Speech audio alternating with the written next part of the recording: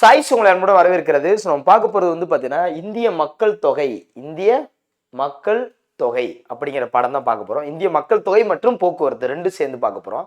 So இதில் இருக்கிற இன்ஃபர்மேஷனை பொறுத்தளவுக்கு பார்த்தீங்கன்னா இதில் ஷார்ட்கட் ரொம்ப முக்கியமான ஒன்றா இருக்குது. இந்த பாடத்தை பொறுத்தளவுக்கு ஷார்ட்கட் ரொம்ப ரொம்ப முக்கியமாக இருக்குது. ரைட்டா? ஸோ பார்த்துருவோம் ஒன் பை ஒன்னா. ஃபர்ஸ்ட் எடுத்து மக்கள் தொகையை பேஸ் பண்ணி இருக்கிற தகவலை பார்ப்போம். மக்கள் தொகைனா சீனாவுக்கு அடுத்தபடியே நம்ம 2வது இடத்துல இருக்கும், எல்லாருக்கும் தெரியும். புவி பரப்புல வந்து பார்த்தீங்கன்னா 2.4% கிட்ட இருக்கும் நம்ம.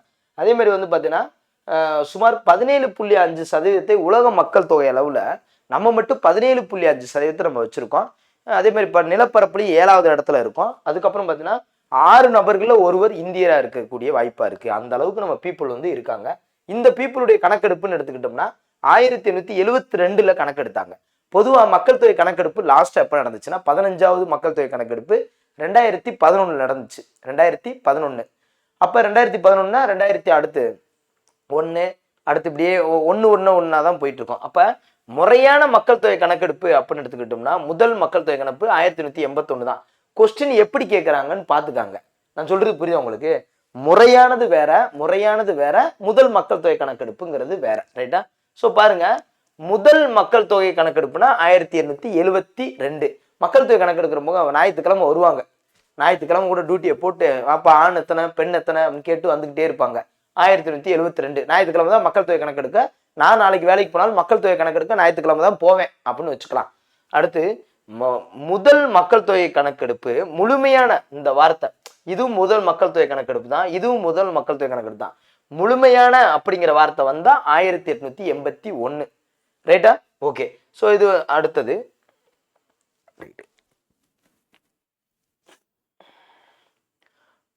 மக்கள் தொகை கொண்ட அதிகமான மக்கள் தொகை கொண்டது உத்தரப்பிரதேசம் 199.5 20 கோடி பேர் இருக்காங்க. உத்தரப்பிரதேசம், இந்த மகாராஷ்டிரா, இந்த பீகாரு, இந்த மேற்கு வங்காளம், இந்த ஆந்திரா, தெலுங்கானா எல்லாம் சேர்ந்தா இவங்க ஏரியாவில் ஃபுல்லாக மக்கள் தொகை அதிகமாக இருப்பாங்க. புரியுதா உங்களுக்கு? ஸோ அதைத்தான் இங்கே சொல்ல வராங்க. மிக குறைந்த அளவுனா சிக்கிம் தான். ரைட்டா? யூனியன் பிரதேசங்களை பொறுத்தளவுக்கு டெல்லியில் வந்து 1.5 கோடி பேர் கிட்ட இருக்காங்க. இப்போ 3 கோடி, இப்போ மக்கள் தொகை கூடிடுச்சு, 3 கோடி பேர் கிட்ட இருக்காங்கிறாங்க. இப்போ 2011 படி ஒரு 1.5 கோடி பேர் கிட்ட இருக்காங்க அப்படின்னு சொல்றாங்க. யூனியன் பிரதேசங்களில் டெல்லி தான் முதலிடம் வைக்கிறது அப்படின்னு சொல்றாங்க. அடுத்து வந்து பார்த்தீங்கன்னு வச்சுக்கோங்க, மக்கள் தொகை அடர்த்தி அப்படின்னு எடுத்துக்கிட்டோம்னா 1 சதுர கிலோமீட்டருக்கு 382 பேர் தான் இருக்க முடியும். அப்படித்தான் இருக்கு 382. குறைந்த அதிக அடர்த்தினா பீகார், குறைந்த அடர்த்தினா அருணாச்சல பிரதேசம். இதையும் மறக்கக்கூடாது. யூனியன் பிரதேசங்களில் டெல்லி அதிக அடர்த்தியா இருக்கும், அந்தமான் நிக்கோபார் தீவு கம்மியா இருக்கும். அடர்த்தின்னு எடுத்துக்கிட்டா பீகார் தான் அடர்த்தி அதிகம். கல்வி அறிவும் அங்கே ரொம்ப கம்மி. மக்கள் அடர்த்தி அதிகம், கல்வி அறிவு ரொம்ப கம்மி பீகார்ல. ரைட்டா? அருணாச்சல பிரதேசங்கிறது நல்ல விலாசம், அடர்த்தி குறைவா இருக்கும், நல்ல விலாசமா இருக்கும். சிவன் கோயிலுக்கு போனால் எப்படி விலாசமா இருக்கு அந்த மாதிரி இருக்கும். ரைட். அடுத்தது பிறப்பு விகிதம் இறப்பு விகிதம்.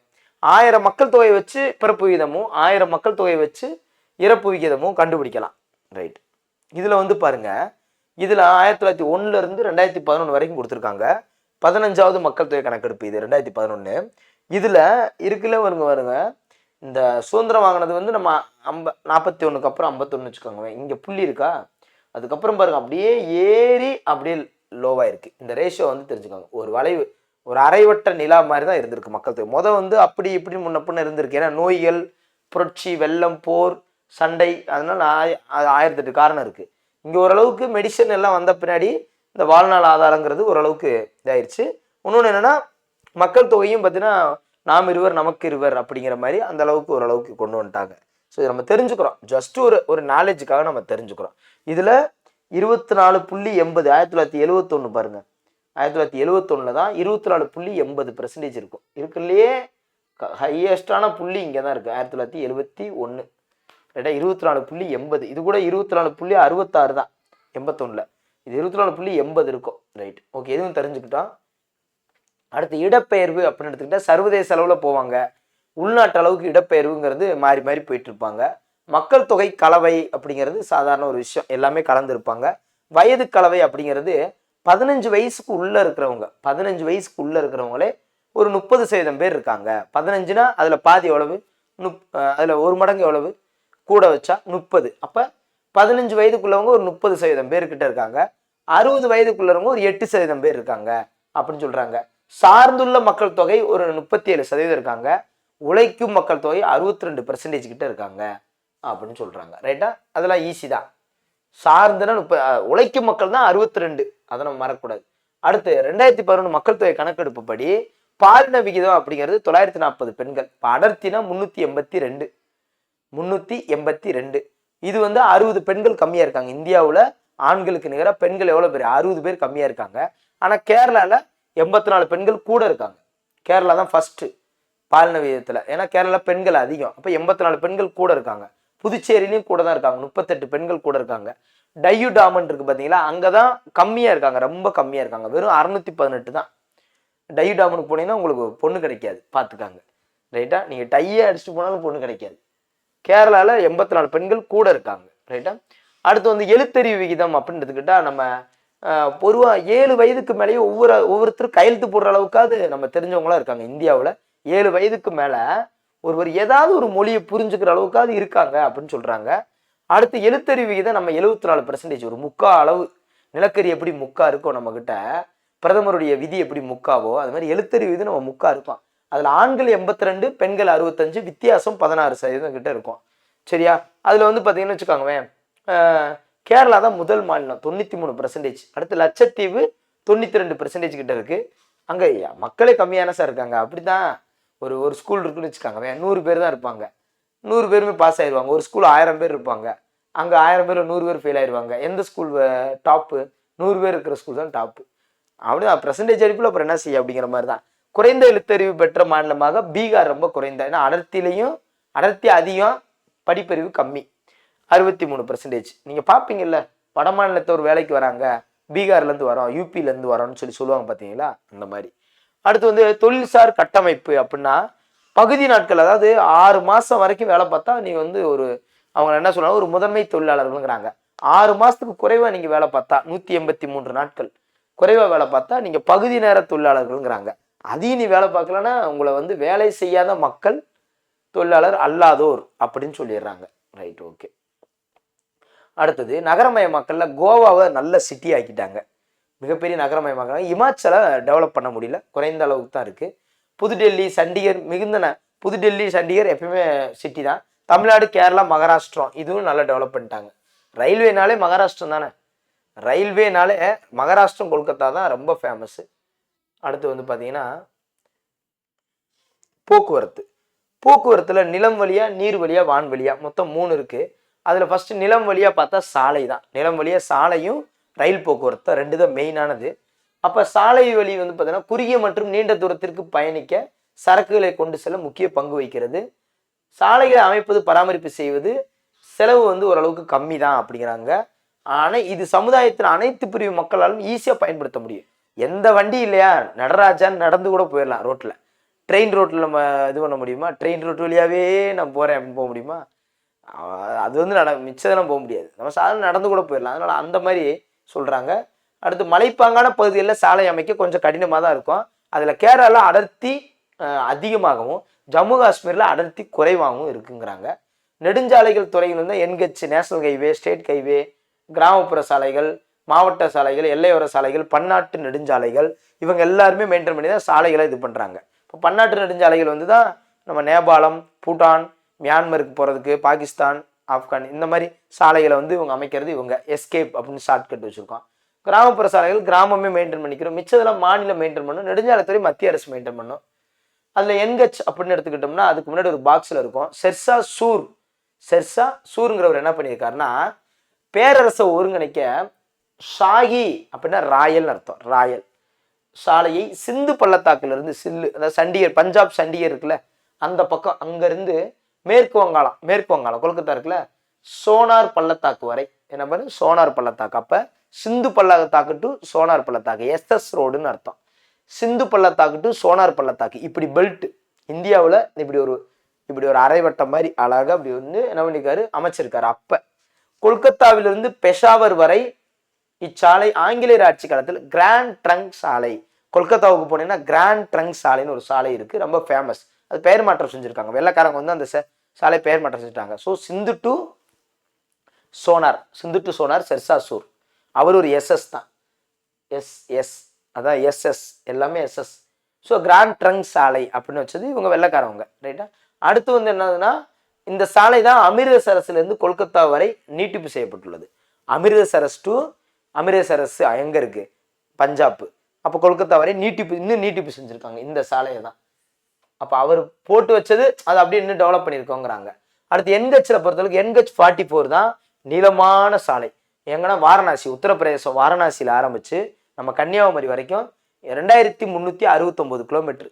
நம்ம இந்தியாவை பொறுத்தளவுக்கு வடக்கு தெற்குன்னு எடுத்துக்கிட்டா 3214 கிலோமீட்டர். 3003 2 1 4, அதான் 1 2 3 4 3214.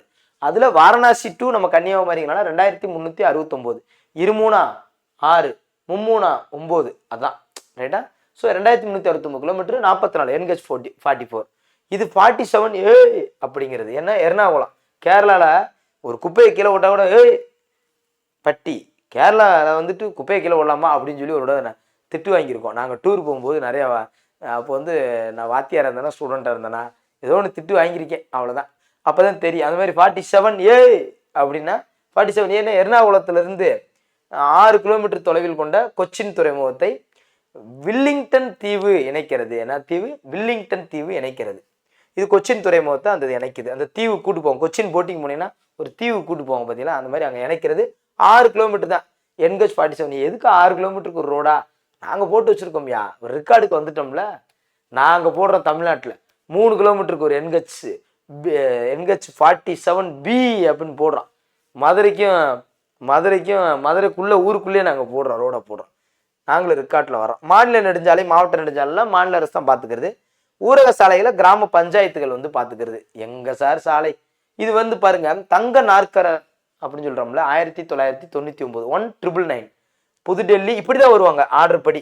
புதுடெல்லி, கொல்கத்தா, அப்படியே சென்னை, அப்படியே மும்பை, அப்புறம் திரும்ப புதுடெல்லிக்கே போயிடணும்.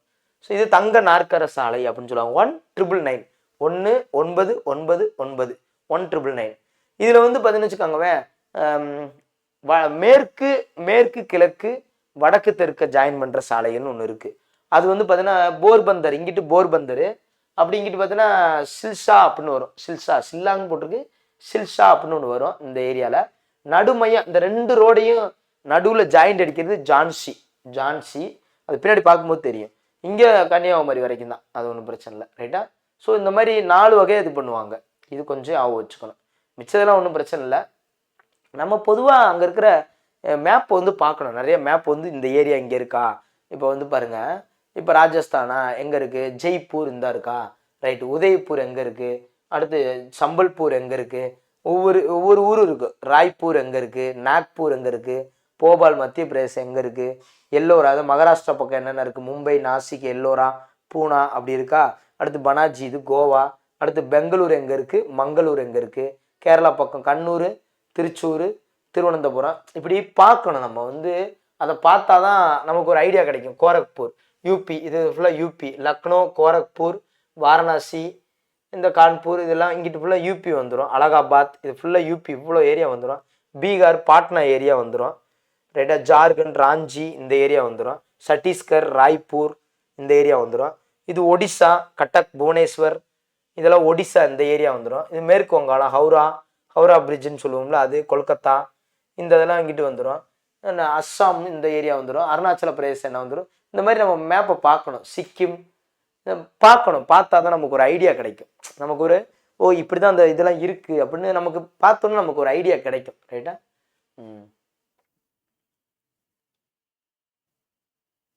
எல்லைப்புற சாலைகள் இது 1960. எல்லையில் 60 வயசுக்கு மேலே ரிட்டையர்ட் ஆயிடணும். எல்லையில் என்ன பண்ணிடணும், 60 வயசுக்கு மேலே இருக்கவே முடியாது, ரிட்டையர்ட் ஆயிடணும். 60 வயசு அவ்வளோதான். 1960 நிறுவப்பட்டது. இது எல்லையில் பொறுத்தளவுக்கு பார்த்தீங்கன்னு வச்சுக்கோங்க, லடாக் இருக்குது பார்த்தீங்கன்னா, லேலேருந்து சண்டிகர் வரை அந்த ஓரமாகவே மேலே லடாக் டு சண்டிகர், பஞ்சாப் லடாக் டு சண்டிகர், அந்த மேலேயே இந்த பக்கம் மேலேயே முடிச்சிடுறாங்க. சண்டிகர் எங்கே இருக்குந்தாரு, இந்த பக்கம் மேலேயே முடிச்சிடுறாங்க, ரைட்டா.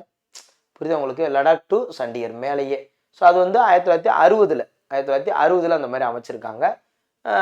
கடல் மட்டத்திலிருந்து 4270 மீட்டர் உயரத்தில் இருக்குது. உயரமான சாலைகள். இது வந்து என்ன சாலை?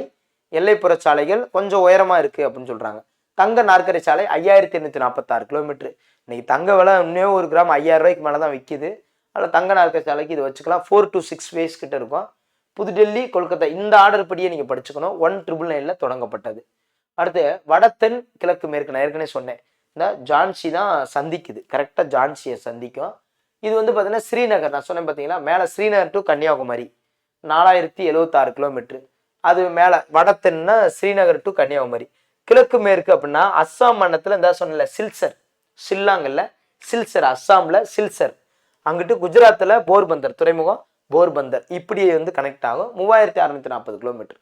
அது 4000 சில்லற, இது இப்படி இருந்தால் 4000 சில்லற, இப்படி இருந்தால் 3000 சில்லற. இது எஸ் சார், இந்தியா வந்து பார்த்தீங்கன்னா 2933 கிலோமீட்டர் தானே, 2933 கிலோமீட்டர் தானே சார் பார்த்து இந்தியானா. எப்பா ரோடு ஓடும்போது ஊருக்குள்ளே வளைஞ்சு போகாதா? அப்படித்தான், புரியுதா உங்களுக்கு? விரைவு சாலைகள், விரைவு சாலைகள் மொத்தம் 4 இருக்கும்.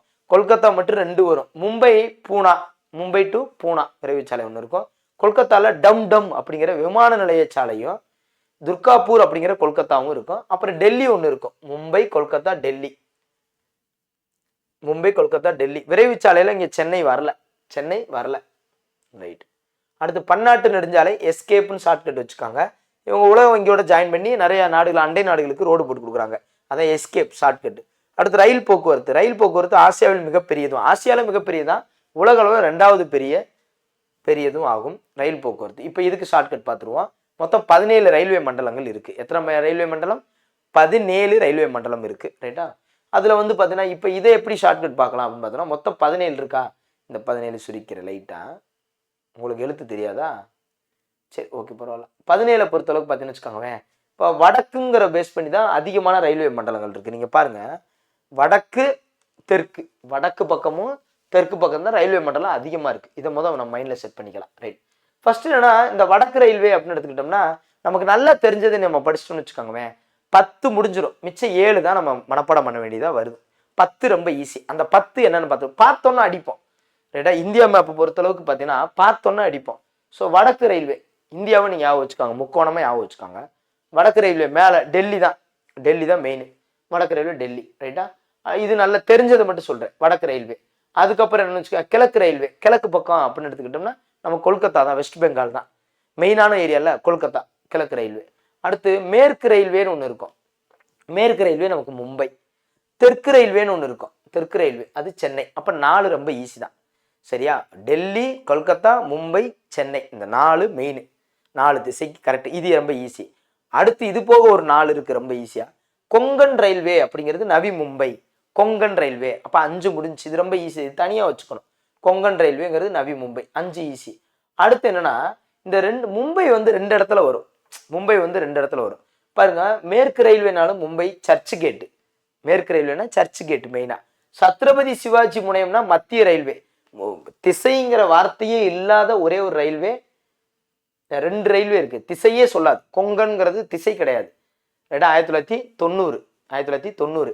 அப்ப என்னன்னா கொங்கன் ரயில்வே அப்படிங்கிறது திசை கிடையாது. அதே மாதிரி மத்திய ரயில்வேனாலே மும்பை தான், அதான் சொல், ரயில்னாலே மும்பை தான், மெயினா மும்பை தான், ரைட்டா? மும்பை டு தானேக்கு ரயில் பாதை அமைச்சாங்களா அந்த மாதிரி. அப்போ மத்திய ரயில்வேனாலும் மும்பை, சத்ரபதி சிவாஜி சிலையை வச்சுக்கணும், ரயிலில் எல்லா வண்டிலையும் சிவாஜி சிலையை வச்சுக்கணும், இதான் ஷார்ட்கட் மத்திய ரயில்வே. அப்போ பாருங்க, கிட்டத்தட்ட அது ஒரு 4, இது ஒரு 2, 3, 7, ரொம்ப ஈஸியாக போயிடுச்சா? பார்த்தோன்னே ஈஸியாக அடிச்சிடலாம். மத்திய ரயில்வே, கொங்கன் ரயில்வே இதெல்லாம் பார்த்தீங்கன்னா பார்த்துறோம். அது நவி மும்பை, இது மும்பை சத்ரபதி சிவாஜி. அப்போ எல்லாம் முடிச்சிட்டோம். இப்போ தான் நம்ம கொஞ்சம் சின்ன சின்ன ஷார்ட்கட் மூலமாக ஒவ்வொன்றையும் வச்சுக்கிற போகிறோம். இப்போ வந்து பார்த்தீங்கன்னு வச்சுக்கோங்க, வடக்கு பக்கம் பார்த்தீங்கன்னா இந்த வடகிழக்கு எல்லை, இந்த எல்லைங்கிற வார்த்தை வேற எதுலேயுமே இருக்காது. எல்லையில தான் மாடு மேயும், அதான் கவுகாத்தி, அஸ்ஸாம், ரைட்டா? நம்ம எப்படினாலும் வடக்கு பக்கம் கிழக்கு பக்கம் அப்படின்னு வச்சாலும் அஸ்ஸாம் தான் இருக்கு, வடகிழக்குல அஸ்ஸாம் தான் இருக்கு. கவுகாத்தி திசையை வச்சு அடிச்சாலும் சரி, எல்லைன்னு பார்த்தாலே கவுகாத்தி அஸ்ஸாம், திசையை வச்சுதான் பார்க்கணும், அது அஸ்ஸாம் கவுகாத்தி, எல்லையில மாடு மேயும் அப்படிங்கிறது மாதிரி. அடுத்து வந்து பார்த்தீங்கன்னு வச்சுக்கோங்க, வடமேற்கு ரயில்வே, இங்கிட்டு வடமேற்கு ராஜஸ்தான் மட்டும்தான் இருக்கு, வேற எதுவுமே இல்லைங்க. அப்போ வடமேற்குனா ஜெய்ப்பூர் ராஜஸ்தான் வடமேற்கு. வடக்குல மத்திய ரயில்வே, வடக்கு பக்கம் மத்தியிலன்னு எடுத்துக்கிட்டோம்னா டெல்லி வந்து வடக்கு ரயில்வேன்னு சொல்லிட்டீங்க. அப்போ மத்தியிலனா உத்தரப்பிரதேசம் 20 கோடி பேர் இருக்காங்க. அப்போ வடக்கு பக்கம் மத்திய ரயில்வேனா அலகாபாத் யூபி தான். யூபியில் 2 இருக்கும். வடகிழக்கு ரயில்வேனாலும் கொரக்பூரும் யூபி தான். அப்போ வட மத்திய ரயில்வே அலகாபாத் யூபி தான், வடகிழக்கு ரயில்வேனாலும் யூபி தான், ரைட்டா? வடகிழக்கு எல்லைனாது மட்டும்தான் அஸ்ஸாமுக்கே போகணும். வடகிழக்கு எல்லைன்னு போயிட்டாதான் அஸ்ஸாம் போகணும். வடகிழக்கு அப்படின்னு வச்சாலும் வட மத்தியன்னு வச்சாலும் உங்க யூபிக்குள்ளேயே நின்றுக்கிறணும். என்ன வடக்கு மத்திய ரயில்வேனா யூபி அலகாபாத் மத்தியில அழகா இருப்பாங்க. வடகிழக்குனா கிழக்கு கொக்கரக்கோன்னு கூவும். வடக்கு பக்கம் கிழக்கு பக்கம் கொக்கரக்கோன்னு கூவும் கோரக்பூர். இதுல எது கேட்டாலும் அடிக்கலாம். பாருங்க உதாரணத்துக்கு பாருங்க, வடக்கு ரயில்வே என்னப்பா டெல்லி சார். வடக்கு மத்திய ரயில்வே என்னப்பா சார் மத்தியில இருந்து அலகாபாத் சார், அழகா இருக்கணும் சார். வடகிழக்கு ரயில்வே என்னப்பா சார் கிழக்கு பக்கம் Kokkarakko Gorakhpur sir, UP sir. சரிப்பா வடகிழக்கு எல்லைனா மாடு மேயும் சார், கவுஹாத்தி சார். முடிஞ்சே போச்சு என்ன கேட்டாலும் சொல்லலாம். அடுத்து கிழக்கு ரயில்வே, நமக்கு கிழக்கு அப்படிங்கிற வார்த்தை வந்தாலே கொல்கத்தா தான். ரைட், கொல்கத்தா முடிஞ்சிருச்சு. கிழக்கு கடற்கரை, அதாவது கடற்கரைன்னு போனா ஒடிசாக்கு போயிடணும். இந்த இருக்கு புவனேஸ்வர் ஒடிசா. கடற்கரை எல்லைன்னு வச்சா மாடை பார்க்குறோம், கடற்கரைன்னு வச்சா கடற்கரை ஒடிசா போயிடணும். ஒடிசா அந்த கல்கத்தாவுக்கு கீழே அந்த ஒடிசா கிழக்கு கடற்கரை ரயில்வே. Right okay. அடுத்து கிழக்கு மத்திய ரயில்வே. கிழக்கு மத்திய ரயில்வே கிழக்கு பக்கத்துல இருக்கிற மத்தியில்னா என்ன சார் அப்படின்னா பீகார் தான், ஹஷிப்பூர் மேல. வடக்கு மத்தியனா எது சார்? வடக்கு மத்தியனா யூபி. அப்ப பீகார் எங்க போகும்? கிழக்கு மத்தியனா பீகார். முடிஞ்சு போச்சு. அப்ப அஸ்ஸாம் சார் கிழக்கு எல்லை. அஸ்ஸாம் வந்து கவுஹாத்தி எல்லையில இருக்கு. அப்ப புரியுது உங்களுக்கு? பாருங்க கிழக்கு பக்கம் மத்தியில இருக்கிற ரயில்வே அப்படின்னா ஹஷிப்பூர் பீகார் தான். ஹஷிப்பூர் பீகார். பசிக்குது சார், கிழக்கு பக்கம் மத்திய ரயில்வே ஹஷிப்பூர் பீகார். பீகார் ஒன்னே ஒண்ணுதான் அதுல வரும், பீகார். அது கிழக்கு மத்திய ரயில்வே தான். ரைட்டா? அடுத்து மேற்கு மத்திய ரயில்வேனா ஜபல்பூர். இது ஹஷிப்பூர் ஜபல்பூர். அப்ப மேற்கு பக்கம் அப்படின்னாலே ராஜஸ்தான் தான். அதுல மத்தியில ரயில்வேனா அப்ப மத்தியிலனா கொஞ்சம் இங்கிட்டு வந்து மத்தியில இருக்கிறது மேற்கு பக்கம்னு பார்த்தோம்னா மத்திய பிரதேசம் தான். மத்திய பிரதேசம் அதான் மத்திய பிரதேசம். மேற்கு பக்கம் மத்தியனா மத்திய பிரதேசம் தான். ஜபல்பூர். இப்போ ஹஷிப்பூர்னா இங்கிட்டு, ஜபல்பூர்னா இங்கிட்டு, ரெண்டையும் வச்சுக்கணும். ஹஷிப்பூர் பசிக்குது பீகார் பக்கம், ஜபல்பூர் ஜம்முன்னு இருக்கு மத்திய பிரதேசம் மத்தியில இருக்கு. ரைட்டா? ஸோ ரெண்டு முடிஞ்சா அவன் மத்தி தான். அது பீகார், இது மத்திய பிரதேசம். இதுக்கு தான் ஸ்டேட் பார்த்துக்கிறது. நான் இதை இப்போ படிச்சுட்டு அது 4 ஆப்ஷன் கொடுக்குறான்னு வச்சுக்காவே 3 ஈஸியாக தெரிஞ்சிடும். 1 ஈஸியாக பொருந்தி எப்படி பண்ணாலும் பொருந்திடலாம். ஒரு வரியில கூட கேட்கட்டுமே 4 ஆப்ஷனை எடுத்து இது இங்கே தானே வரும், இது அப்படி கூட பொருத்திடலாம். நம்ம எழுத சொல்லலாங்க. ஸோ அதனால வந்து மத்திய ரயில்வே அப்படின்னு எடுத்து பார்த்துட்டோம். மேற்கு ரயில்வே மும்பை பார்த்துட்டோம். தெற்கு ரயில்வே சென்னை. தெற்குங்கிற வார்த்தை வந்தாலே சதன் ரயில்வேனாலே சென்னை தான். தென் மத்திய அப்படின்னு போனா செகந்திராபாத். சென்னைக்கு அடுத்து இருக்கிற செகந்திராபாத். தெற்கு ரயில்வேனா சென்னை, தென் மத்திய அடுத்து போனா செகந்திராபாத். அதாவது செகண்ட்னே போட்டிருக்காங்க பாருங்க, செகந்திராபாத். ரைட்டா? அடுத்து தென்கிழக்கு ரயில்வே கொல்கத்தா. ஏற்கனவே பார்த்துட்டோம். தென்கிழக்கு ரயில்வே கொல்கத்தா எங்கெங்க வரும்னா கிழக்குனாலும் தென்கிழக்குனாலும் கொல்கத்தா தான். கிழக்குனாலும் தென்கிழக்குனாலும் கொல்கத்தா தான். கொல்கத்தா 2 இடத்துல வரும். அடுத்து வந்து தென்மேற்கு. இப்போ இந்த பாட்டு சினிமா பாட்டு வச்சுக்கணும். தென்மேற்கு பருவக்காற்று தேனி பக்கம் வீசும்போது அப்படின்னு சொல்லாம தென்மேற்கு பருவக்காற்றும் கர்நாடகா பக்கம் வீசும்போது அப்ப கியூப்ளி ஜூப்ளி. சூப்பர் படம், சூப்பரியா. தென்மேற்கு பருவக்காற்று பாட்டு செமையா. அதான் தென்மேற்கு ஜூப்ளி கர்நாடகா பக்கம் வீசுதான், தேனி பக்கம் இல்லையா. இந்த பாடல் வரியை வச்சு இதை நம்ம வச்சுக்கலாம். தென்கிழக்கு மத்திய ரயில்வே. இது பாருங்க இருக்கிறதுலயே இந்த 17லயே 2 திசை வந்து மத்திய 3 வார்த்தை பெரிய வார்த்தை இருக்கிறது இதுதான். தென்கிழக்கு மத்திய ரயில்வே பிலாஸ்பூர் சத்தீஸ்கர். அப்ப தென்னுனா இந்த பக்கம் தென், இந்த கிழக்குனா கிழக்கு, அதுல மத்திய ரயில்வே. வெறும் தென்கிழக்குனா கொல்கத்தா. தென்கிழக்குல மத்தியனா இந்த கொல்கத்தாக்கு சைடில் இருக்கிற சத்தீஸ்கர். இந்த பீகார் ஒரு முறை, சத்தீஸ்கர் ஒரு முறை வரும். இந்த ஜபல்பூர், கோரக்பூர், பிலாஸ்பூர் இதை மட்டும் வச்சுக்கணும். ஜபல்பூர், ஹஷிப்பூர், கோரக்பூர், பிலாஸ்பூர் மொத்தம் 4 பூர். இது மட்டும் வச்சுட்டு ரொம்ப ஈஸி. பிலாஸ்பூர் தென்கிழக்கு மத்திய ரயில்வேனா பிலாஸ்பூர் சத்தீஸ்கர். முடிஞ்சு போச்சு. ஸ்டேட் கேட்டாலும் அடிப்போம், இது கேட்டாலும் அடிப்போம். கொங்கன் ரயில்வே முடிஞ்சு போச்சா? இப்போ இது எப்படின்னா நம்ம அங்கே போய் எக்ஸாம் ஹாலில் போய் நம்ம இப்படி எழுதி இப்படி பண்ண முடியாது. கேட்டோன்னா அப்படியே அடிச்சுக்கணும். எல்லையா கவுஹாத்தி, கடற்கரையா ஒடிசா புவனேஸ்வர். அப்படி அந்த வார்த்தை. தென்மேற்கு பருவக்காற்று ஜூப்ளி, தென்கிழக்கு கிழக்கு கொல்கத்தா. அந்த வார்த்தை வந்தோன்னு புரியுது உங்களுக்கு?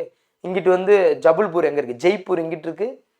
அதுக்கப்புறம் ஜபல்பூர் இங்கிட்டு இருக்கு. ஜெய்ப்பூர் ராஜஸ்தான், இங்கிட்டு ஜபல்பூர் இருக்கு. அங்கிட்ட என்ன இருக்கு? ஹஷிப்பூர் பசிக்குது பீகார், ஹஷிப்பூர் அங்கிட்டு இருக்கு. என்ன எப்படி கேட்டாலும் அடிக்கலாம். ஓகேவா? ஓகே. அடுத்து அகலப்பாதைன்னு எடுத்துக்கிட்டா 1.6. இந்த ஃபர்ஸ்ட் அளவை மட்டும் வச்சுக்காங்க. அகலப்பாதைனா 1.6, மீட்டர் கேஜ்னா கரெக்டா 1 பாயிண்ட். அடுத்து குறுகியன்னா 0.7, அதை விட இன்னும் குறுகியன்னா 0.6. அதை கரெக்டாக வச்சுட்டாலே போதுமானது. ரைட்டு. ஃபுல்லாக படிக்கணும்னாலும் படிச்சுக்காங்க. அடுத்தது அதிவிரைவு. இந்தியாவின் முதல் புறநகர் ரயில் போக்குவரத்து மும்பையில் 1925 தொடங்கப்பட்டது. ஸோ மும்பையில் அப்படின்னு எடுத்துக்கிட்டா கதிமா அந்த காத்திமன் அப்படின்னு போட்டிருக்காங்க. அதிவிரைவா கதிமான் எக்ஸ்பிரஸ்ன்னு சொல்லுவோம், காத்திமான்னு சொல்லுவோம். சக்திமான் அப்படிங்கிற ஒரு 25 வயசு பையன் மாதிரி இருப்பார். விரைவா 25 வயசா இருக்கும்போது ரொம்ப விரைவா வேலை பார்த்தோம். வயசு ஆக ஆக தான் என்ன ஆயிருதுன்னா விரைவு குறைஞ்சிருது. ஸோ 1925 கத்திமான் சக்திமான் மும்பை அப்படின்னு வச்சுக்காங்க. அதிவேகமா போகும் அந்த ரயில். அது ரயில் வண்டி வந்து புதுடெல்லியும் ஆக்ராவையும் இணைக்கிறது. புதுடெல்லி ஆக்ராவையும் இணைக்கிறது. எது? அந்த மும்பை புதுடெல்லி ஆக்ராவையும் இணைக்கிறது. ரைட். அடுத்து மெட்ரோ 8 பெரும் நகரங்கள்ல இருக்கு. 8னா கொல்கத்தா, இதுல பாக்குற எல்லாமே பெங்களூர், மும்பை, கொச்சி, ஜெய்ப்பூர், ராஜஸ்தான் எல்லாமே ஓகே தான். சார் மெட்ரோ ராஜஸ்தான்ல இருக்கா? ஆமா, ராஜஸ்தான் ஜெய்ப்பூர்ல இருக்கு, புதுடெல்லி இருக்கு, பெங்களூர் இருக்கு. இதுல எது வரலன்னு பார்ப்போம். டெல்லி வந்துருச்சா? வந்துருச்சு. கொல்கத்தா வந்துருச்சா? வந்துருச்சு. மும்பை வந்துருச்சா? வந்துருச்சு. சென்னை வந்துருச்சா? வந்துருச்சு. 4 வந்துருச்சு. அது போக 4 போக மிச்சம் இருக்கிற 4 தான் நம்ம எக்ஸ்ட்ரா ஞாபகம் வச்சுக்கணும். ஏன்னா நம்ம எல்லாத்தையும் ஞாபகம் வச்சுக்கணும். பீகார் இருக்கா? இல்ல. புரியுங்களா? அப்ப மிச்ச 4 என்ன சார் இருக்கு அப்படின்னு பார்த்தீங்கன்னா, அது நமக்கு ரொம்ப பக்கத்துல நியர்பை, நம்ம ஏரியால மெட்ரோ அதிகம். அப்போ கொச்சின் கேரளா வந்திருக்கு. அடுத்து வந்து பார்த்தீங்கன்னா பெங்களூர் வந்திருக்கு. நம்ம பக்கமா இருக்கிறது கொச்சின், கேரளா, பெங்களூர். அப்போ 6 வந்துருச்சு. மிச்சம் 2 மட்டும் தான் நம்ம ஞாபகம் வச்சுக்கணும். அது ராஜஸ்தானும் ஹரியானாவும் தான். ராஜஸ்தான் ஜெய்ப்பூர், ராஜஸ்தான் ஏரியால மெட்ரோ வந்துருச்சு. அடுத்து ஹரியானா குர்கயோன். ஹரியானால மெட்ரோவா அப்படின்னு ஆச்சரியப்பட்டக்கூடாது. குர்கயோன். இந்த 8 பெருநகரங்கள்ல இருக்கு. முதல்ல கொல்கத்தால தான் தொடங்கப்பட்டது. இப்போ ரயில்னா மும்பை, மெட்ரோனா கொல்கத்தா. இந்த 2 வார்த்தையை வச்சுக்காங்க. ரயில்னா என்னது? மும்பை டு தானேன்னு சொல்றோம்ல, மத்திய ரயில்வே கூட மும்பையில தான் இருக்கு. ட்ரெயின்னா கொல்கத்தா, இது மெட்ரோனா கொல்கத்தா. எம்ஆர்டிஎஸ் செப்டம்பர் 2018 படி இந்தியாவில் 507 கிலோமீட்டர் நீள மெட்ரோ இருப்பு பாதைகள், 381 ரயில் நிலையங்கள் இயங்கி வருது. ஒரு 500 கிலோமீட்டர் கூட இயங்கி வருகிறதுன்னு ஞாபகம் வச்சுக்கலாம். ரைட்டா? 2018 படி. அடுத்தது அஸ்ஸாம் எண்ணெய் கிணறு, எண்ணெய் வயல், இந்த குழாய் போக்குவரத்து இந்த கிழக்கு மாநிலங்கள்ல தான் அதிகமா இருக்கும். அஸ்ஸாமில் உள்ள எண்ணெய் வயலிலிருந்து கான்பூர் வரையிலும், அஸ்ஸாம் டு கான்பூர் வரைக்கும், ரைட்டா? யூபி, அஸ்ஸாம் டு யூபி அப்படியே அந்த கான்பூர் வரைக்கும் போகும். குஜராத்தில் உள்ள சலாயா பகுதியில், குஜராத் டு பஞ்சாப் அந்த லைன்லையும் போகுது. குஜராத்துக்கும் பஞ்சாபுக்கும் ஒரு லிங்க்கும், அஸ்ஸாம் டு யூபிக்கும் ஒரு லைனும் போகுது. அதுல குஜராத்னா சலாயா, குஜராத்ல சலாயா நல்லா இருக்கியாயா அப்படிங்கிற மாதிரி குஜராத்னா. பஞ்சாப் பதில ஜலந்தர். ரைட்டா? அடுத்து வந்து அஸ்ஸாம்னு எடுத்துக்கிட்டோம்னா அஸ்ஸாம் கான்பூர், அது ஷார்ட்டா முடிச்சிட்டாங்க. அஸ்ஸாம் கான்பூர், அது குழாய் போக்குவரத்து.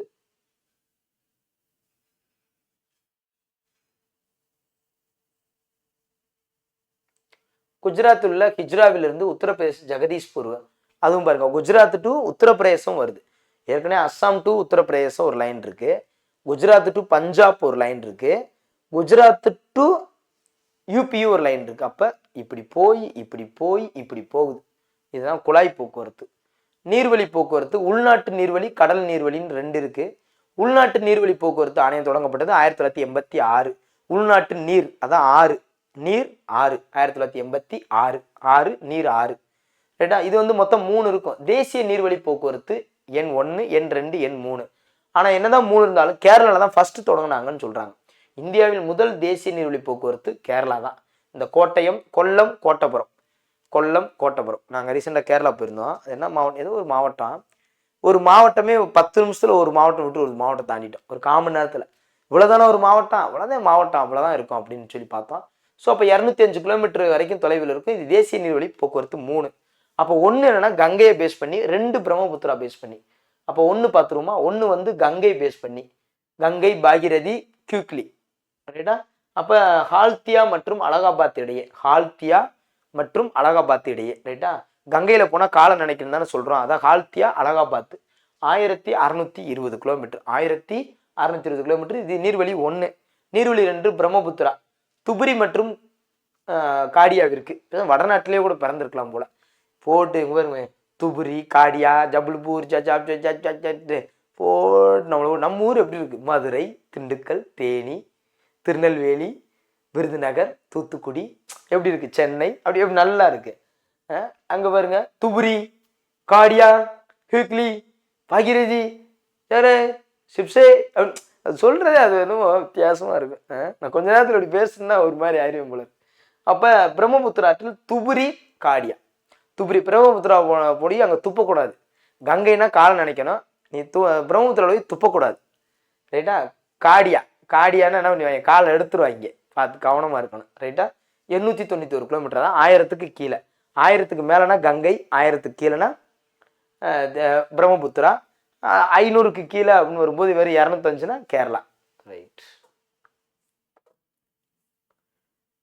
13 பெரிய துறைமுகங்கள் இருக்கு. பொதுவாக 95% அளவுக்கு வர்த்தகத்துல 70% மதிப்புள்ள சரக்குகள் வெளிநாட்டு கப்பலை தான் நம்பி இருக்கோம். 13 துறைமுகங்கள். இப்போ ரயில்வேனா 17, இதுனா 13. ரைட்டா? மெட்ரோ 8 பெருநகரங்கள்ல இருக்குன்னு சொன்னோம்.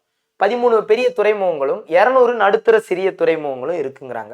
கொல்கத்தா, ஹால்தியா, பாரதீப், விசாகப்பட்டினம், சென்னை, எண்ணூர், தூத்துக்குடி. 4 பெரிய முக்கியம். இந்துஸ்தான் கப்பல் கட்டுத்தளம் விசாகப்பட்டினம். இந்துஸ்தான் விசாகப்பட்டினம். கார்டன் ரீச், இப்போ கொழுன்னு இருக்கிறவங்க கார்டனில் போய் வாக்கிங் போனாங்கன்னா ஒரு ரீச் பண்ணிடணும், அப்படின்னா உடம்பு குறையும். Garden reach Kolkata. அடுத்து மசாகான், பாப்கார்ன். மும்பையில் பாப்கார்ன் ரொம்ப பிடிக்கும் நிறைய பேருக்கு. மும்பை சினிமா பார்த்தீங்கன்னா பயங்கரமாக சினிமாவுக்கு முக்கியத்துவம் கொடுப்பாங்க. மும்பையில் பாப்கார்ன் ரொம்ப கிடைக்கும், அதான் மசாகான். அடுத்து கொச்சி கப்பல் கட்டும் தளம் கொச்சி தான். ஆசியாவில் 2வது இடத்தை கப்பல் கட்டுத்தளம் ஆசியாவில் 2வது இடம். ஆசியாலேயும் 2வது இடத்துல தான் இருக்கும். ஆசியாவில் முதல் இடத்துல இருந்தோம் பொதுவாக எல்லாத்துலேயும். இந்த கப்பல் கட்டுத்தளத்தில் மட்டும்தான் ஆசியாவில் 2வது இடத்துல இருக்கும். ஏன்னா உலக அளவில் 16 இடத்துக்கு போயிட்டோம். பொதுவாக இது வரைக்கும் படித்த பாடத்திலேயே இந்த ஒரு வரியை இப்போ தான் பார்க்குறேன். எல்லாமே ஆசிய அளவில் நம்ம ஃபர்ஸ்ட்டாக இருப்போம், 2வது இடத்துல கேள்விப்பட்டதே இல்லை. அதேமாரி உலக அளவுலன்னு வரும்போது சீனா ஃபர்ஸ்ட் இருக்கும், நம்ம செகண்ட் இருப்போம். சில நேரம் பிரேசில் ஃபர்ஸ்ட் இருக்கும், நம்ம செகண்ட் இருப்போம். அதெல்லாம் பார்த்துருக்கோம். இப்போ தான் நம்ம முதல் பார்க்குறோம். 16வது இடத்துல இருக்கும், உலக அளவில் 16வது இடத்துல இருக்கும். அதே மாதிரி ஆசியாலே 2வது இடத்துல இருக்கும் கப்பல் கட்டும் தளம்ல. கப்பல் கட்டுவதற்கு முன்னோடியே தமிழர்கள் தான். அடுத்து இது என்னதுப்பா, இது வந்து இந்த விமான போக்குவரத்து. விமான போக்குவரத்து அவசர காலங்கள், இயற்கை பேரிடர், செயற்கை பேரிடர், போர், தொற்றுகள் போது, பஞ்சம், இந்த விமானம் வந்து ரொம்ப உதவியா இருக்கும் அந்த நேரத்துல. முதல் இந்திய விமான போக்குவரத்துனா 18 வயசு பையன் ஒரு பையன் என்ன பண்ணிருக்காப்புல, ஹென்ரின்னு ஒரு பையன் அலகாபாத்ல இருந்து நைனிக் என்ற இடத்துல இருந்து நைஸா அலகாபாத்ல அழகா இருப்பான் பையன். இந்த படம் என்னது, டைட்டானிக்னு ஒரு படம் வந்து ஜாக் ஒருத்தர் இருப்பார் அழகா, அவரை மாதிரி நைனிக் என்ற இடத்திற்கு கடிதங்கள் கொண்டு செல்லப்பட்டதன் மூலம் ஒரு கடிதத்தை கொண்டு போய் டைட்டானிக் ஹீரோயினுக்கு கொடுக்க போயிருக்காரு. ஸோ அதான் 18 அலகாபாத் நைஸா நைனிக்கு, அவ்வளோதான். இந்த மாதிரி கடிதங்கள் கொடுக்க போயிருக்காரு. அப்போ ஆரம்பிச்சது தான் இது. ரைட்டா? அது 53ல். இப்போ ஃப்ளைட் எப்படி இருக்கும்னா இப்படி இருக்குன்னா இப்படி தான் இருக்கும். முகப்பகுதி இந்த பக்கம் சைடு ரெக்க, இந்த பக்கம் சைடு ரெக்க, இப்படி தானே இருக்கும். சின்னு போகும்ல. அப்போ 3 1953ல் 8 பல்வேறு விமான நிலையங்கள் ஒன்றிணைக்கப்பட்டு தேசியமயமாக்குனாங்க. 1953ல் தான் தேசியமயமாக்குனாங்க. இது ரொம்ப ஈஸி. அடுத்து வந்து பார்த்தீங்கன்னு வச்சுக்கோங்க, இந்திய தேசிய நெடுஞ்சாலை ஆணையமும் விமான இந்த என்ஹெச்ஏயும் ஏஏஐயும் 1995ல் 2 சேம் இயர் தான், 1995. ரைட்டா? நெடுஞ்சாலை ஆணையமும் இந்த ஏஏஐ ஆணையம் 95, ரெண்டுமே 95 தான். அடுத்து வந்து ஹெலிகாப்டரை பொறுத்தளவுக்கு பார்த்தீங்கன்னு வச்சுக்கோங்க, 19 சர்வதேச விமான நிலையங்கள் இருக்கு. ரயில்வேனா 17, துறைமுகம்னா 13, இது 19. பவன் ஹான்ஸ் வானொலங்கு ஊர்தி அப்படிங்கிறது பெட்ரோலிய நிறுவனங்களான ஓஎன்ஜிசி, எண்ணெய் மற்றும் இயற்கை எரிவாயு நிறுவனம் மற்றும் கடல் சார்ந்த பணிகளுக்கு வானுலங்கு சேவையை அளிக்கிறது. புதுடெல்லியை தலைமையிடமா வச்சிருக்கு. இருந்தாலும் மும்பையின் மேற்கு வில்போர் லேவில் உள்ள ஜூஹு விமான நிலையத்தை தளமாக கொண்டு தளத்துக்கு மட்டும் மும்பையை யூஸ் பண்ணிட்டாங்க. புதுடெல்லி தான் ஹெட் ஆஃபீஸு, தளத்துக்கு மட்டும் என்ன பண்ணிட்டாங்க, மும்பையை பயன்படுத்திட்டாங்க. வடகிழக்கு மாநிலங்களுக்குலாம் ரொம்ப உதவியா, அவசர காலத்துக்கு ரொம்ப உதவியா போய் உதவி பண்றாங்க. அந்தமான் தீவு, லட்சத்தீவு இந்த மாதிரி இருந்தா அது ஒரு மினி ரத்னா 1 பிரிவின் கீழ் இயங்குகிறது. அடுத்து தகவல் தொடர்பு அப்படின்னு எடுத்துக்கிட்டா இந்திய அஞ்சல் துறை 1,55,000 அஞ்சல் நிலையங்களை வச்சிருக்கு. 1,55,000 வேக்கன்சி தான் போட மாட்டாங்க. அடுத்தது அஞ்சல் சேவை பொதுமக்களின் பயன்பாட்டிற்காக புரட்சி அப்பதான் வந்துச்சு. புரட்சி அப்ப லெட்டரை போட்டு விட்டாங்க, புரட்சி ஆரம்பிச்சிச்சுரா கவனமா இருந்துக்காங்கடா அப்படின்ட்டு. அது மாதிரி 1957 முதல் அஞ்சல் வில்லைனா 1952. அஞ்சல் வில்லைன்னு எடுத்துக்கிட்டோம்னா நாக்கில் அப்படி தொட்டு ஒட்டிடலாம், இல்லை பசை போட்டு ஒட்டலாம், 2 விதம் ஒட்டலாம். 1952. விரைவு அஞ்சல் சேவைனா 1975. இஸ்ரோ வந்து முதல் ராக்கெட் ஏவுச்சு, விரைவாக ஏவுச்சு. இஸ்ரோ முதல் ராக்கெட் ஏவுச்சு, அந்த மாதிரி தான். ஸோ 1975 விரைவு அஞ்சல் சேவைனால 75 தான்.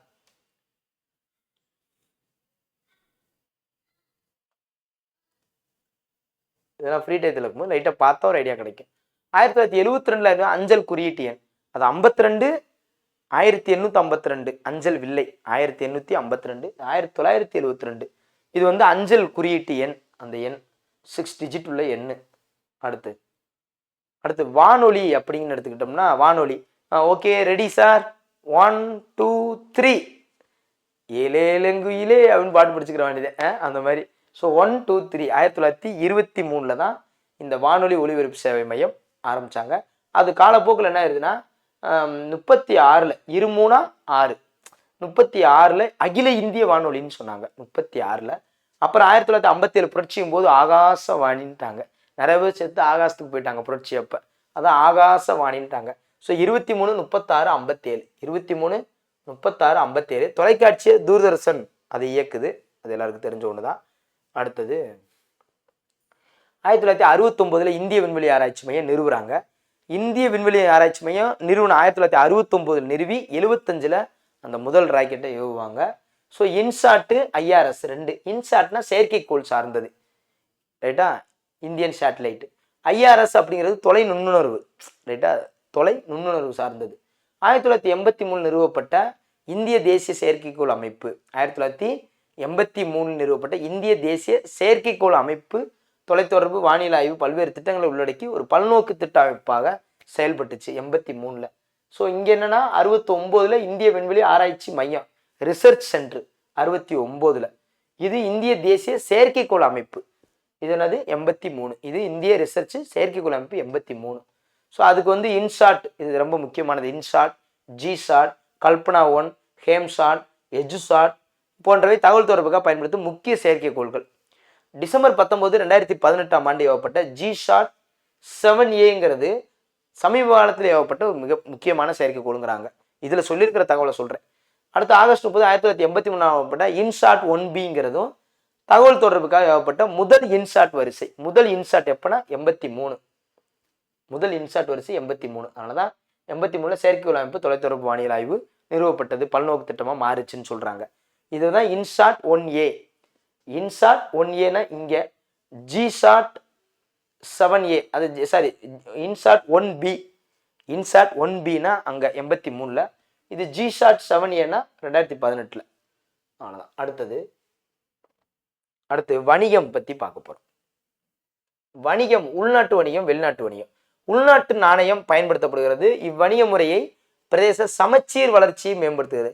பிரதேச சமச்சீர் வளர்ச்சி மேம்படுத்து உள்நாட்டு வணிகம் வந்து நீர்வழி, வான்வழி, அந்நிய நாட்டு பணம். பொதுவாக பன்னாட்டு வணிகம்னா நீர்வழியும் வான்வழி தான் ரொம்ப முக்கியம். இதை பல்தரப்பு வாணிகம், இருதரப்பு, 2 நாடு மட்டும் பண்ண இருதரப்பு, பல நாடுகள் பண்ண பல்தரப்பு. ஏற்றுமதி பொருட்கள் பார்த்தீங்கன்னா இவ்வளவு இருக்கும், நம்ம இவ்வளவு ஞாபகம் வச்சுக்க வேணாம். இறக்குமதி பொருளை மட்டும் ஞாபகம் வச்சுக்கிட்டோம்னா மிச்சதெல்லாம் ஏற்றுமதி பொருள் தான். இறக்குமதினா பெட்ரோலியம், முத்துக்கள்.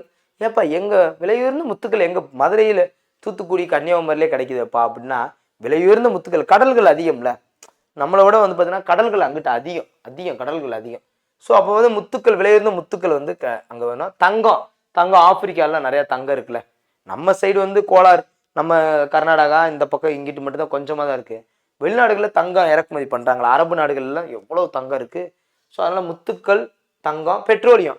அரபு நாடுகள் இன்னைக்கு பெட்ரோலியம் கடல் வழியா, குழாய் வழியா, இது வழியா வாங்குறோம்ல, கப்பல் வழியா பெட்ரோல் வாங்கிட்டு தான் இருக்கோம். நம்மகிட்ட இருக்கிறதையும் தயாரிச்சுக்கிட்டு தான் இருக்கோம். போதுமா அது? பத்தாதுல. தொலைத்தொடர்பு சாதனங்கள் இப்போ சைனாட்ட தான் நிறைய வாங்குறோம். சைனா, ரஷ்யா நாடுகள்கிட்ட நிறைய இது வாங்குறோம்ல, தேவையான சில தொலைத்தொடர்பு சாதனங்கள் இறக்குமதி சார்ந்து. அடுத்து மக்கள் தொகையின் பல்வேறு அம்சங்கள் பற்றி அறியலாம். மக்களியல படித்தா மக்கள் தொகையை பற்றி படிக்கலாம். அடுத்து டேஷ் போக்குவரத்து நேரடியாக உற்பத்தியாளரின் நுகர்வோரின் சாலை போக்குவரத்து தான். இந்தியாவில் தங்க நாற்கரை சாலைனா 5846. அது கூட பாருங்க, எல்லாமே 5000 கொடுத்தா என்ன சார் செய்யுது? அப்போ கொஞ்சம் கவனமாக தான் பார்த்துட்டு போனோம். 5800 புக் பேக்கே அப்படி கேட்டு விட்டுறாங்கப்பா, அதனால சொல்றேன் 5846. அடுத்து வந்து பார்த்தீங்கன்னு வச்சுக்கோங்கவே, தேசிய தொலை உணர்வு மையம் ஹைதராபாத்து. எளிதில் செல்ல முடியாத பகுதிகளுக்கும் பயன்படும் போக்குவரத்து விமானம் மூலமா போயிடலாம். வான்வெளி போக்குவரத்து, இப்போ அமேசான் காட்டுக்குள்ள போனோம்னா ரயில் ரோட்லையும் போக முடியாது, கப்பல், சாலை எதுவும். அப்போ டக்குன்னு விமானத்து மூலமா, ஹெலிகாப்டர் மூலமா போகலாம்ல. அதான் வான்வழி போக்குவரத்து. இது ஹெலிகாப்டர்னு எடுத்துக்கிட்டால் பவன் ஹான்ஸ் தான். அடுத்து வந்து இந்தியாவின் முக்கிய இறக்குமதி பொருள் பெட்ரோலியம். நான் சொன்னால பெட்ரோலியம் அரபு நாடுகள்லேருந்துலாம் வாங்குறோம்ல. அடுத்து வந்து பார்த்தீங்கன்னா எல்லைப்புற சாலைனா 60 வயசுக்கு வரைக்கும் தான் எல்லையில் வேலை பார்க்க முடியும். 1960. 1990ங்கிறது கொங்கன் ரயில்வே ஸ்டார்ட் பண்ண இயரு. அடுத்து புறநகர பரவல் அப்படிங்கிறது நகரமயமாக்கலுடைய தாக்கம். அதனால தான் ஒவ்வொரு நகரத்தை பரவிட்டு போயிட்டே இருக்காங்க. அடுத்து மேசக்கான்னா பாப்கார்ன் மும்பை. அடுத்து இன்ஷாட் அப்படிங்கிறது செயற்கைக்கோள் தகவல் தொடர்பு. இன்ஷாட் அப்படிங்கிறது செயற்கைக்கோள் தகவல் தொடர்பு, ரைட்டா. அடுத்து வந்து பார்த்தீங்கன்னு வச்சுக்கோங்க, எங்கப்பா அது எல்லைப்புற சாலை சொல்லிட்டேன், எல்லாம் மேசக்கான் புறநகரம். கொங்கன் ரயில்வே 90 சொல்லிட்டேன், எல்லாமே சொல்லிட்டேன்னா. ஹைதராபாத் எங்கப்பா 1960 எல்லாமே சொல்லிட்டேன்னா.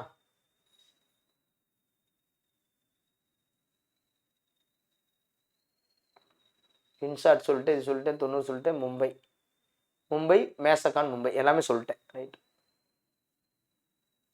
வேற எதுவும் இல்லை, அவ்வளோதான். So thank you to all, thank you. So இந்த 5 பாடம் தான் இந்தியாவை பற்றி முழுமையாக ஜாகிரஃபிலேருந்து எப்பயுமே கொஸ்டின் கேட்குற ஏரியா. இந்த 5 பாடமும் ஒருத்தர் ஸ்ட்ராங்காக இருந்தீங்கன்னா, தெளிவாக இருந்தீங்கன்னா, ஜாகிரஃபியில் வர ஒரு 5லேருந்து 7 வினா கிட்ட வரும். நம்ம ஸ்ட்ராங்காக சூப்பராக அடிச்சுட்டு போயிடலாம். அதில் 1ஆம் பாடம் இருக்குது பார்த்தீங்களா, 1ஆம் பாடத்துலேயே 3 வினா வந்துடும். மிச்ச படத்துக்கு ஆளுக்கு 1 தான் கேட்பாங்க. முதல் 1ஆம் பாடத்துலேயும் 2-3 வினா வந்துடும். ஸோ அதனால் கொஞ்சம் கவனமாக படிச்சுக்காங்க. So thank you to all, thank you.